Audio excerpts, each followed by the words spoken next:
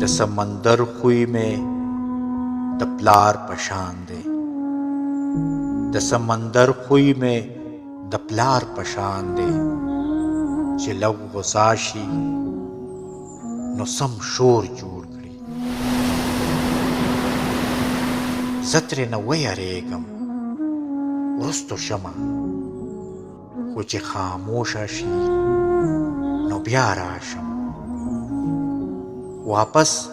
لمنه ورله ونیسمه، په دې امید چې یوه ورځ به چرته ورته بېواره شان ورغاړې وځم، کیدی شي غېږه کې مې کلک ونیسي، کیدی شي